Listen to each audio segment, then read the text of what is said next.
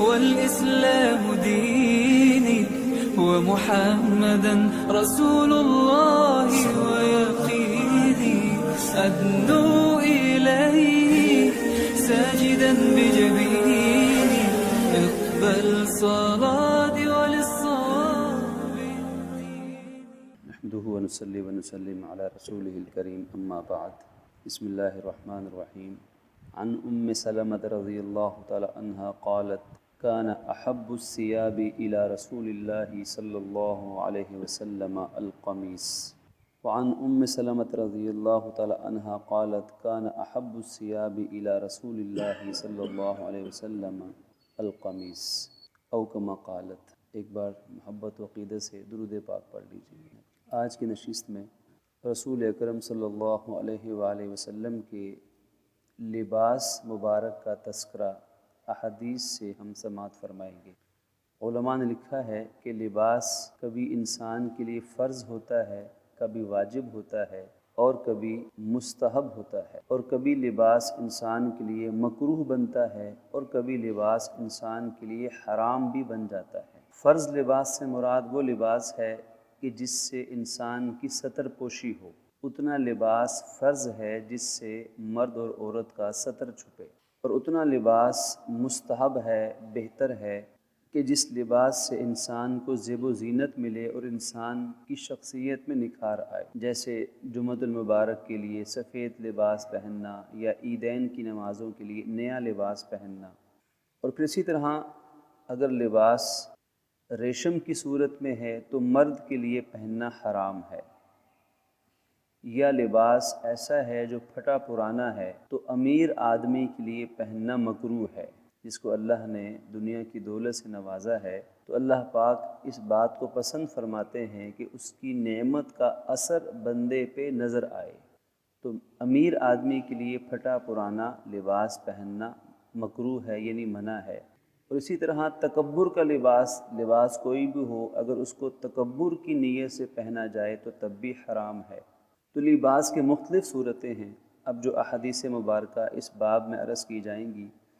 ان میں نبی مکرم علیہ السلام کے لباس مبارک کا تذکرہ ہے۔ آپ نے کون سا لباس زیب تن فرمایا، کس لباس کو پسند فرمایا، مختلف روایات ہمارے سامنے انشاءاللہ آئیں گی۔ پہلی روایت مبارکہ حضرت سلمہ رضی اللہ تعالی عنہا سے روایت ہے۔ آپ فرماتی ہیں کہ رسول اکرم صلی اللہ علیہ وسلم کو سب کپڑوں میں زیادہ پسندیدہ کپڑا وہ قمیص تھا۔ سب سے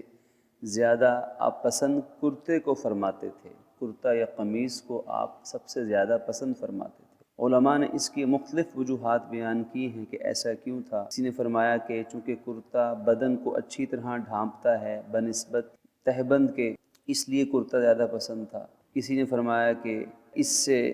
تکبر نہیں پیدا ہوتا برخلاف دیگر شاہانہ لباس کے، اور بعض علماء نے فرمایا کہ اس میں ساری ہی خوبیاں موجود ہیں کہ اس کے اندر زیب و زینت بھی انسان کے لیے زیادہ ہے بنسبت تہبند کے، کرتا پہننا زیادہ انسان کے لیے خوبصورتی کا باعث ہے،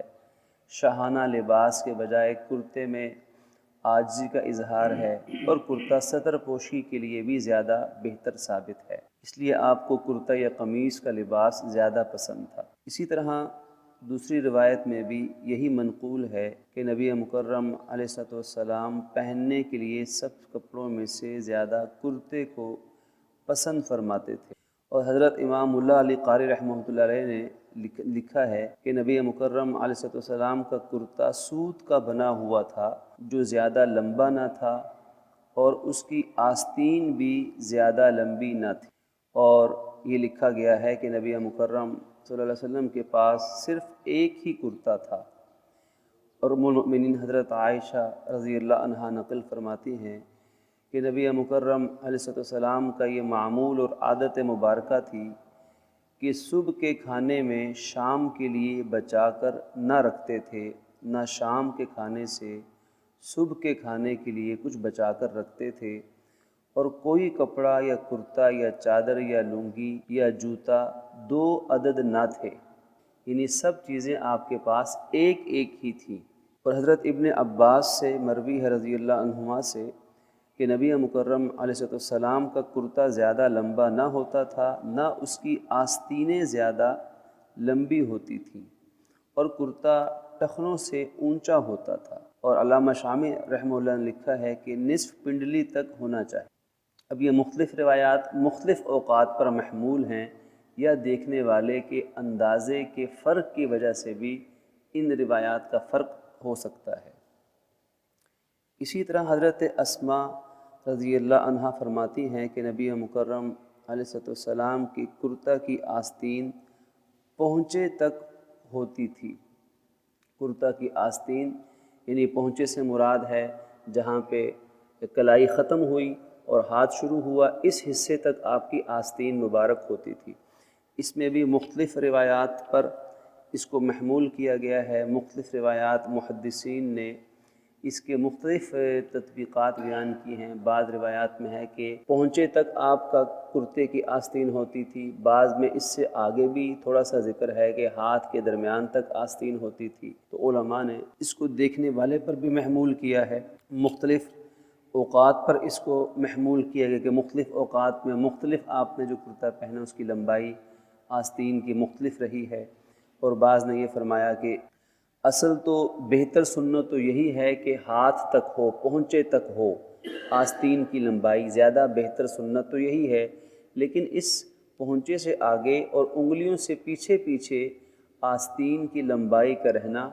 یہ جواز کو بیان کرنے کے لیے ہے کہ کسی نے اگر کرتے کی آستین اتنی لمبی رکھی کہ وہ ہاتھ کے درمیان تک اور انگلیوں سے پہلے پہلے رہی تو یہ بھی جائز ہے، یہ بھی جائز ہے، لیکن زیادہ بہتر ہے کہ ہاتھ کے پہنچوں تک کرتے کی آستین رہے۔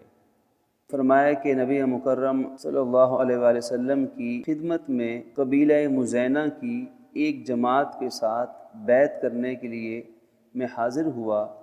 تو نبی مکرم صلی اللہ علیہ وسلم کے کرتے کا تکملہ کھلا ہوا تھا کہ گریبان کا اوپر کا حصہ کچھ بٹن اس کے یا کچھ باندھنے کی چیز سے وہ بجائے باندھنے کے کھلا ہوا تھا۔ آپ کے فرماتے ہیں کہ آپ کے گریبان میں ہاتھ ڈال کر بطور تبرک کے میں نے مہر نبوت کو بھی چھوا ہے۔ حضرت قرہ ابن ایاس رضی اللہ عنہ فرماتے ہیں یہ مہر نبوت آپ کی نبوت و ختم نبوت کی دلیل تھی، جس کا تذکرہ مختلف روایات سے ملتا ہے۔ اب چونکہ آپ نے اس حالت میں نبی مکرم صلی اللہ علیہ وسلم کو دیکھا کہ آپ کا گریبان کھلا ہوا تھا، تو محبوب کی کوئی بھی ادا دل کو بھا جائے تو صحابہ کرام اس کو اپنایا کرتے تھے۔ انہوں نے بھی ساری زندگی اپنے کبھی گریبان کو بند نہیں کیا۔ اسی طرح حضرت معاویہ رضی اللہ عنہ اور ان کے بیٹے کو بھی اسی حالت میں دیکھا کہ کبھی انہوں نے گریبان کی کھنڈی کو باندھا نہیں، چاہے گرمی ہو، چاہے سردی ہو، چاہے کوئی موسم ہو۔ اب گریبان کو کھلا رکھنے کا حکم تو نہیں ہے، گریبان کے بٹن کوئی بند کر دے، گریبان کو بند کرے تو بالکل جائز ہے، اور اکثر اوقات آپ کا گریبان مبارک بھی بند ہی ہوتا تھا، لیکن کبھی کھلا رہ گیا، کبھی آپ نے کھلا رکھا تو ایک تو اس سے یہ بھی پتہ چلا کہ ایسا رکھنا کرنا جائز ہے، لیکن یہاں بات ہے کہ محبت اور عشق کی دنیا کی کہ اللہ کے نبی کو جس حال میں دیکھا اسی حلیے سے، اسی انداز سے محبت ہو گئی، اور ساری زندگی اسی کی نقل ہوتی رہی، اسی کی پیروی ہوتی رہی۔ یہی جذبہ ان صحابہ کرام میں تھا۔ اسی جذبے کی بنیاد پر نبی اکرم صلی اللہ علیہ وسلم کی ایک ایک سنت، آپ کی ایک ایک ادا، آپ کا ایک ایک طرز زندگی اللہ پاک نے ہمیشہ قیامت تک کے لیے محفوظ بنا دیا کہ امت کے اندر صحابہ کرام سے لے کر آج تک ایسے محبت کرنے والے اللہ نے پیدا فرمائے کہ اللہ کے نبی کی ایک ایک سنت آج تک زندہ ہو گئی۔ اگلی حدیث مبارک سیدنا حضرت انس رضی اللہ عنہ فرماتے ہیں کہ حضور اقدس صلی اللہ علیہ وسلم حضرت اسامہ رضی اللہ عنہ پر سہارا لگائے ہوئے مکان سے تشریف لائے۔ اس وقت حضور اقدس صلی اللہ علیہ وسلم پر ایک یمنی منقش کپڑا تھا جس میں رسول اکرم صلی اللہ علیہ وسلم لپٹے ہوئے تھے۔ پس رسول اکرم صلی اللہ علیہ وسلم نے باہر تشریف لا کر صحابہ کرام کو نماز پڑھائی۔ اب اس حدیث مبارک کی وضاحت میں لکھا ہے کہ یہ واقعہ اس وقت کا ہے کہ جب نبی مکرم علیہ الصلاۃ والسلام مرض الوفات میں تھے۔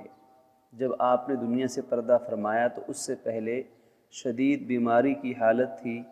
اس بیماری کی وجہ سے، تکلیف اور نقاہت کی وجہ سے آپ تشریف لائے، اور حضرت انس رضی اللہ عنہ فرماتے ہیں کہ حضرت اسامہ پر، حضور کے لاڈلے چہیتے منہ بولے بیٹے، تو ان پر آپ محبت سے اور ان پر شفقت کے ساتھ ان پر سہارا لگا کر تشریف لے کر آئے۔ اس سے یہ بھی پتہ چلا کہ ایسی بیماری کی حالت میں یا ایسی تکلیف کی حالت میں کسی کا سہارا لے لینا یہ منع نہیں ہے، نہ یہ تقوی کے خلاف ہے، نہ یہ توکل کے خلاف ہے۔ ہاں، انسان کوشش کرے کہ حتی الامکان اوروں کے سہاروں سے بچے، لیکن اگر کبھی ایسی ضرورت پیش آ جائے، اور دوسری بات اس سے بھی اہم پتہ چلی کہ آپ کی طبیعت ناساز تھی، آپ بیمار تھے، تکلیف کی حالت تھی، لیکن اس کے باوجود آپ تشریف لے کر آئے، مجاہدہ فرما کر تشریف لے کر آئے، مسجد میں نماز ادا فرمائی، جماعت فرمائی۔ تو اس سے یہ بھی پتہ چلا کہ آدمی کو ہمت کرنی چاہیے۔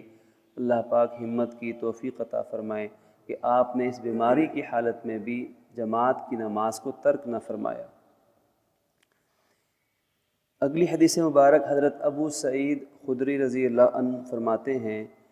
کہ رسول اللہ صلی اللہ علیہ وآلہ وسلم جب کوئی کپڑا پہنتے تو خوشی کے طور پر اس کپڑے کا نام لے کر کہتے کہ یہ اللہ نے مجھے عطا فرمایا ہے۔ جب کوئی کپڑا، اب وہ کپڑا چاہے عمامہ ہوتا، چاہے کوئی چادر ہوتی، چاہے کوئی کرتا یا لباس ہوتا، تو خوشی کے طور پر، اظہار مسرت کے طور پر، شکر کے طور پر فرماتے اس چیز کا نام لے کر کہ یہ چیز مجھے میرے رب نے عطا فرمائی ہے۔ ثم یقول اللہم لک الحمد، اے میرے رب تیرا حمد تیرے لیے ہے، تعریف تیرے لیے ہے، کما کسوتنی، جیسے کہ تو نے مجھے یہ لباس عطا فرمایا ہے، اسألک خیرہ، میں اس لباس کی خیر اور بھلائی تجھ سے مانگتا ہوں، وخیر ما صنع لہ، اور اس مقصد کی بھلائی بھی مانگتا ہوں جس کے لیے یہ لباس بنایا گیا ہے، واعوذ بک من شر، اور میں اس لباس کے شر سے تیری پناہ میں آتا ہوں، وشر ما صنع لہ، اور اس مقصد کے شر سے بھی جس کے لیے اس کپڑے کو بنایا گیا ہے۔ تو لباس پہنتے وقت اس دعا کا پڑھنا سنت ہے، اور نیا لباس ہو تو اس کی بھی الگ دعا ہے۔ تو دعا کا پڑھنا لباس پہن کر یہ سنت نبوی صلی اللہ علیہ وسلم ہے کہ آپ اس لباس پہ خوشی کا اظہار فرماتے۔ تو گویا کہ جب اللہ رب العزت اپنی رحمت سے کسی انسان کو لباس بدن ڈھانپنے کے لیے کوئی اچھا لباس عطا فرمائیں، کوئی نیا لباس عطا فرمائیں، تو سنت مبارکہ ہے کہ اس موقع پر خوشی کا اظہار کیا جائے۔ اب یہ خوشی شکر کی اصل وجہ ہے کہ اس کی وجہ شکر ہے، اور شکر کیوں ہے؟ کیونکہ لباس اللہ پاک کی بہت بڑی نعمت ہے۔ اچھا لباس مل جانا اللہ پاک کی بہت بڑی نعمت ہے، اتنی بڑی نعمت ہے کہ اللہ پاک قرآن پاک میں اپنی بڑی بڑی نعمتوں میں جب ذکر فرماتے ہیں تو اس کو بھی گن کے بیان فرماتے ہیں کہ وَأَنزَلْنَا إِلَيْكُمْ لِبَاسًا، وہ اللہ ہے جس نے تم پر لباس نازل کیا ہے۔ انزلنا، علماء نے لکھا ہے کہ یہ انزلنا کا جو لفظ ہے یہ عزت اور احترام کو بتانے کے لیے ہے، کسی چیز کی شان کو بیان کرنے کے لیے ہے۔ پوری کائنات کے بارے میں فرمایا کہ ہم نے اس کو تخلیق کیا ہے، ہم نے اس کو بنایا ہے، اور اس کے بارے میں فرمایا ہم نے اس کو نازل کیا ہے۔ یہی نزول کا لفظ یا صیغہ قرآن پاک کے بارے میں استعمال ہوتا ہے۔ تو ہم نے تم پہ لباس نازل کیا، یواری سوآتکم، جو تمہاری شرم کی جگہوں کو، شرم کے حصوں کو چھپاتا ہے، اور وریشا، اور تمہارے لیے زیب و زینت کا باعث ہے۔ تو لباس چونکہ اللہ پاک کی بہت بڑی نعمت ہے، اللہ پاک کا بڑا فضل اور کرم ہے کہ آدمی کو خوبصورت لباس، آرام دہ لباس اور سطر ڈھانپنے کے لیے لباس رزق حلال میں سے مل جانا اور لباس کا استعمال کرنا، یہ بڑی اللہ پاک کی نعمت ہے، تو اس پر شکر کا اظہار فرماتے اور مسرت کے طور پر اس چیز کا نام لیتے۔ اب یہ بھی ہو سکتا تھا کہ نام لیے بغیر آپ فرماتے کہ اللہم لک الحمد، اے اللہ تیری تعریف ہے، لیکن خوشی کا عالم یہ ہوتا تھا کہ اس چیز کا نام لیتے تھے۔ یہ ٹوپی مجھے میرے اللہ نے عطا فرمائی ہے، یہ پگڑی مجھے میرے اللہ نے عطا فرمائی ہے، یہ چادر مجھے میرے رب نے عطا کی ہے، یہ لباس، یہ تہبند میرے رب نے عطا کی ہے، یعنی اللہ رب العزت کی اس نعمت پر خوشی کا اظہار ہے۔ اسی طرح بعض روایت میں یہ بھی ملتا ہے کہ نبی مکرم علیہ السلام جب کسی کو لباس پہنتے دیکھتے، نیا لباس کسی نے پہنا ہوتا، یہ تو اپنے لیے تھا کہ خود لباس پہنا یا نیا لباس پہنا، اللہ پاک کا شکر ادا کیا، اسی طرح جب دوسرے کو لباس پہنتے دیکھتے، نیا لباس پہنا ہوتا، تو آپ نئے لباس پر بھی دعا عطا فرماتے۔ اس دعا کا مفہوم یہ ہے کہ اللہ تمہیں یہ لباس بار بار پہننے کی توفیق دے، تم اس کو پہنو، اس کو پرانا کرو، اور پھر اللہ تمہیں نیا لباس عطا فرمائے۔ یعنی اس میں اس آدمی کے لیے اس کو شکر کی بھی تلقین ہے کہ اللہ کا شکر ادا کرو، اور یہ بھی تلقین ہے کہ اس لباس کو تم استعمال کرو صحت کے ساتھ، تمہیں لمبی زندگی ملے، کہ تم لباس کو اتنا پہنو کہ یہ پرانا ہو جائے اور تمہیں نیا لباس اللہ پھر نیا بھی عطا فرما دے۔ تو گویا کہ اس میں لمبی عمر کی بھی دعا ہے، اس میں نعمتیں ملتے رہنے کی بھی دعا ہے۔ پھر اسی طرح حضرت انس سے اگلی روایت بھی منقول ہے کہ آپ فرماتے ہیں کہ میں نے یمنی منقش چادر کے کپڑوں میں دیکھا کہ نبی اکرم صلی اللہ علیہ وسلم کو سب سے زیادہ یہ پسند تھی۔ اور حضرت ابو جحیفہ رضی اللہ عنہ فرماتے ہیں کہ میں نے رسول اکرم صلی اللہ علیہ وسلم کو سرخ جوڑا پہنے ہوئے دیکھا، رسول اکرم صلی اللہ علیہ وسلم کی دونوں پنڈلیوں کی چمک گویا کہ اب بھی میرے سامنے ہے۔ سفیان رحمہ اللہ فرماتے ہیں جو اس حدیث کے راوی ہیں کہ میں جہاں تک سمجھتا ہوں وہ سرخ جوڑا منقش جوڑا تھا۔ اس کے بارے میں بھی علماء نے لکھا ہے کہ مرد کے لیے ایسا لباس پہننا جو عورتوں کے لباس کے مشابہ ہو یا اپنی رنگت میں اس کا رنگ عورتوں کے لباس کے رنگ کے مشابہ ہو، یہ مرد کے لیے پہننا منع ہے اور مکروہ ہے۔ تو یہاں جس سرخ جوڑے کا ذکر ہے، یہ اور بھی مختلف روایات میں اس کا ذکر ملتا ہے کہ آپ نے ایسا سرخ جوڑا پہنا، لیکن ان روایات میں اس کی وضاحت بھی لکھی ہوئی ہے کہ وہ دھاری دار کپڑا تھا، صرف ایک ہی رنگ کا، بالکل فلیٹ رنگ کا وہ سرخ نہ تھا، بلکہ وہ دھاری دار تھا، اس پہ سیاہ دھاریاں یا سفید دھاریاں بنی ہوئی تھی۔ تو ایسا لباس اگر مرد پہنے تو اس کے لیے جائز ہے، لیکن نبی اکرم صلی اللہ علیہ وسلم نے ایسا لباس روز روز نہیں پہنا، بلکہ بعض روایت کا مفہوم بنتا ہے آپ نے وہ کرتا پہنا، یمنی سرخ جوڑا پہنا، اور وہ پہنا، اس کے بعد آپ نے جب وضو فرمانے لگے تو اس کی آستین تنگ تھی اور وہ اوپر نہ ہوتی تھی، چنانچہ آپ نے اپنا بازو مبارک باہر نکال کر پھر اس کو دھویا اور وضو فرمایا، اور پھر اس کے بعد وہ کرتا اور وہ لباس آپ نے کسی کو تحفتاً عطا فرما دیا۔ لیکن چونکہ آپ نے ایک مرتبہ بھی جس چیز کو پہنا ہے تو اس کے جائز ہونے کے لیے اتنی دلیل بھی کافی ہے۔ حضرت برا رضی اللہ عنہ فرماتے ہیں کہ میں نے کبھی سرخ جوڑے والے کو رسول اکرم صلی اللہ علیہ وسلم سے زیادہ حسین و جمیل نہیں دیکھا۔ آپ کے جو بال مبارک تھے اس وقت وہ آپ کے کندھوں مبارک کے قریب آ رہے تھے۔ حضرت ابو رمسا رضی اللہ عنہ فرماتے ہیں کہ میں نے رسول اکرم صلی اللہ علیہ وسلم کو 2 سبز چادریں اوڑھے دیکھا، میں نے آپ کو 2 سبز چادریں اوڑھے دیکھا۔ تو آپ سفید رنگ کی چادر عام طور پہ استعمال کرتے تھے، سیاہ رنگ کی، کالی رنگ کی چادر کا بھی ثبوت ملتا ہے، اور سبز رنگ کی چادر کا بھی ثبوت اس روایت میں مل رہا ہے۔ اس طرح حضرت عبداللہ ابن عباس فرماتے ہیں رضی اللہ عنہما کہ رسول اکرم صلی اللہ علیہ وسلم ارشاد فرماتے تھے کہ سفید کپڑوں کو پہنا کرو، سفید کپڑوں کو، علیکم بالبیاض من الثیاب، سفید کپڑوں کو پہنا کرو، یہ بہترین لباس ہے، یہ بہترین لباس ہے، سفید کپڑا ہی زندگی کی حالت میں پہننا چاہیے اور سفید کپڑوں میں ہی مردوں کو دفن کرنا چاہیے۔ تو سفید لباس کی فضیلت ہے۔ سفید لباس دیکھنے میں زیادہ خوبصورت لگتا ہے، نظافت اور پاکیزگی کے لحاظ سے زیادہ بہتر ہے۔ سفید لباس کے انسان کی شخصیت پر اچھے اثرات بھی مرتب ہوتے ہیں۔ الناس باللباس، انسان کی شخصیت انسان کے لباس سے ظاہر ہوتی ہے، تو جیسا لباس ہوگا ویسے انسان کی شخصیت ہوگی۔ اسی لیے لباس کے معاملے میں ہمارے دین نے ہمیں جو تعلیمات دی ہیں، لباس میں بڑی آسانی رکھی گئی ہے۔ لباس گرمی سردی کے موسم کے مطابق ہونا چاہیے، مرد کا عورت کے مشابہ نہ ہو، عورت کا مرد کے مشابہ نہ ہو، مسلمان کا لباس غیر مسلم کے لباس کے مشابہت رکھنے والا نہ ہو، پھر لباس سطر کو ڈھانپنے والا ہو، لباس عمر کے مطابق ہو، عمر کے مطابق جیسا لباس انسان کے لیے شایع نشان ہے اس کو پہنا جائے۔ تو لباس کے معاملے میں اس شریعت نے بڑی آسانی، بڑی فراخی رکھی ہے، لیکن چند موٹے موٹے اصول عطا فرما دیے کہ ان اصولوں کے مطابق لباس پہننا آدمی کے لیے زیادہ بہتر ہے۔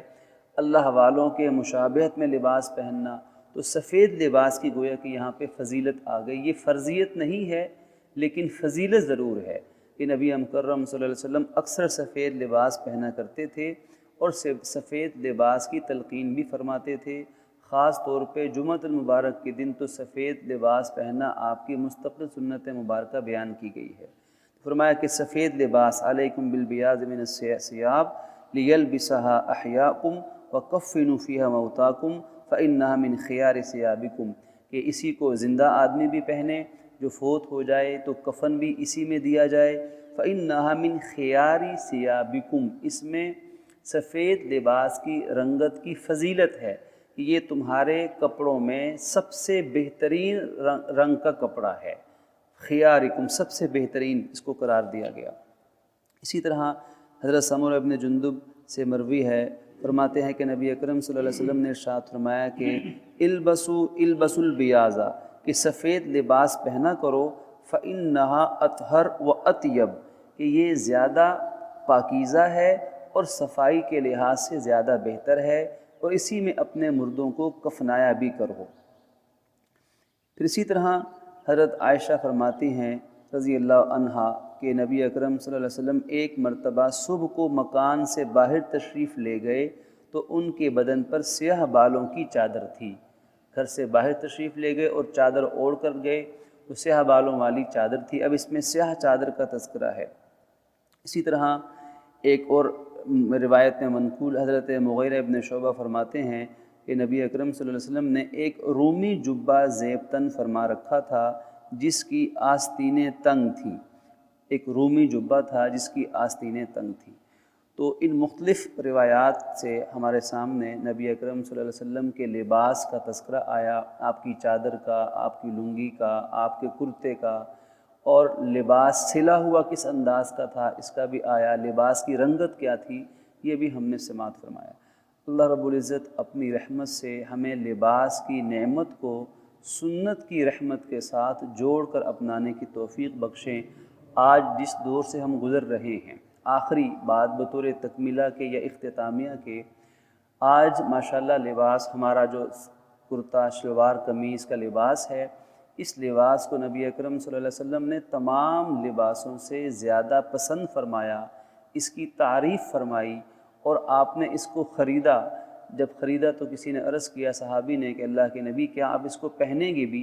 آپ نے فرمایا ہاں میں اسے پہنوں گا، اس کو سفر میں بھی پہنوں گا، حضر میں بھی پہنوں گا، غمی میں بھی پہنوں گا، خوشی میں بھی پہنوں گا۔ تو گویا کہ پہننے کا عزم لے کر آپ نے اس کو خریدا۔ اب یہ شلوار قمیص کا لباس آپ نے پہنا ہے یا نہیں پہنا ہے، بعد میں پہن سکے یا نہیں پہن سکے، اس میں علماء کی دو آراء ہیں۔ بعض فرماتے ہیں کہ آپ نے زیب تن بھی فرمایا ہے، لیکن بعض فرماتے ہیں کہ نہیں زیب تن نہیں فرما سکے، لیکن پسند فرمایا اس پر اتفاق ہے، اس کو پہننے کے لیے خریدا اس پر اتفاق ہے۔